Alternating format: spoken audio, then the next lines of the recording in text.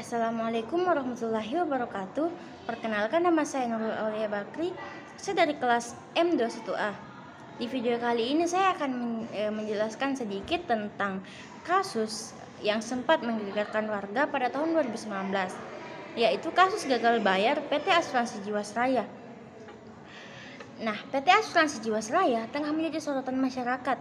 Asuransi jiwa tertua di Indonesia ini mengalami tekanan likuiditas sehingga ekuitas perseroan tercatat negatif di 23,92 triliun rupiah pada September 2019. Selain itu, Jiwasraya membutuhkan uang sebesar 32,89 triliun rupiah untuk kembali sehat. Ternyata kasus Jiwasraya ini merupakan puncak gunung es yang baru mencuat. Jika diruntut, permasalahan Jiwasraya ini sudah terjadi sejak tahun 2000-an. Berikut kronologi kasusnya. Pada tahun 2006, Kementerian BUMN dan OJK menyatakan ekuitas Jiwasraya tercatat negatif 3,29 triliun rupiah karena aset yang dimiliki lebih kecil dibandingkan kewajiban.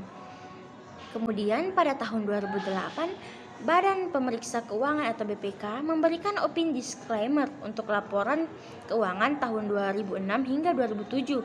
Lantaran penyajian informasi cadangan ini tidak dapat diyakini kebenarannya dan defisit perseroan semakin lebar, yakni 5,7 triliun rupiah pada tahun 2008 dan 6,3 triliun rupiah pada tahun 2009. Dan BPK menyatakan di tahun 2006 terbukti ditemukan rekayasa akuntansi di laporan keuangannya sehingga menghasilkan laba semu. Kemudian 2011 PT Jiwasraya melakukan reasuransi, kemudian mencatatkan surplus sebesar 1,3 triliun rupiah.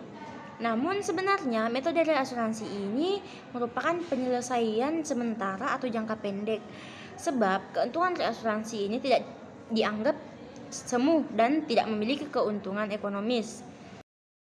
Kemudian pada tahun 2012, BPPAM LK memberi izin kepada PT Jiwasraya untuk memasarkan produk baru dengan nama JS Saving Plan dengan bantuan bank.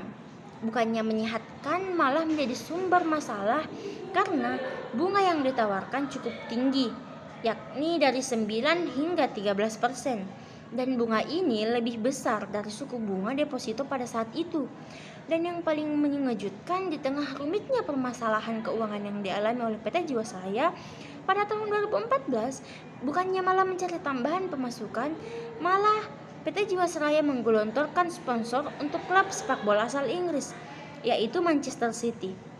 Kemudian pada tahun 2017, kondisi keuangan Jiwasraya tampak membaik.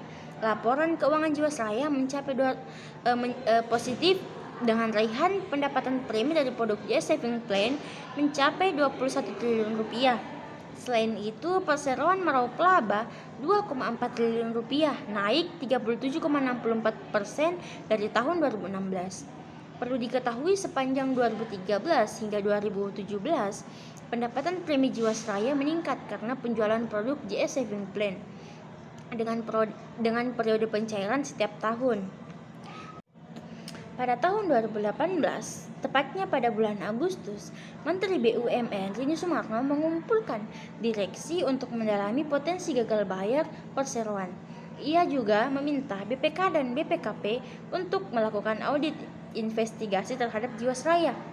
Kemudian, pada Oktober hingga November 2018, masalah tekanan likuiditas Jiwasraya mulai tercium publik.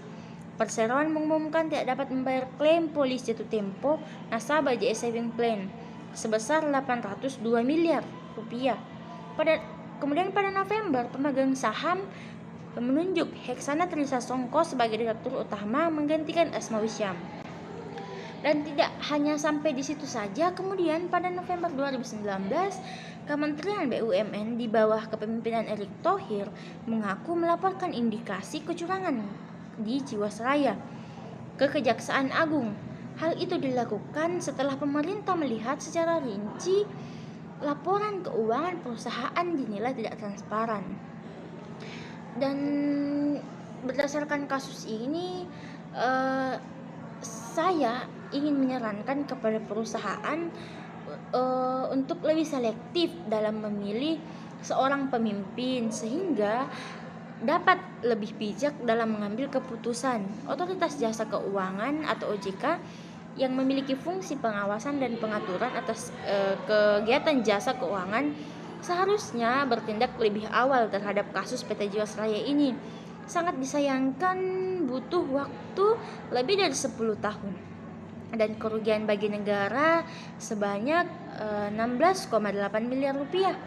Hingga akhirnya kasus ini bisa mendapat perhatian dan keadilan. Kedepannya dibutuhkan dalam mengelola bisnis asuransi bukan semata-mata karena memiliki keahlian bisnis dan investasi saja. Suara hati pun perlu diutamakan. Suara hati adalah kodrati hukum atau hukum kodrati yang bisa menjadikan acuan dalam pengambilan keputusan. Saya rasa dengan adanya kasus ini PT Jiwasraya ini akan menjadi pelajaran untuk selanjutnya bagaimana BUMN serta OJK menindaki kasus-kasus seperti ini.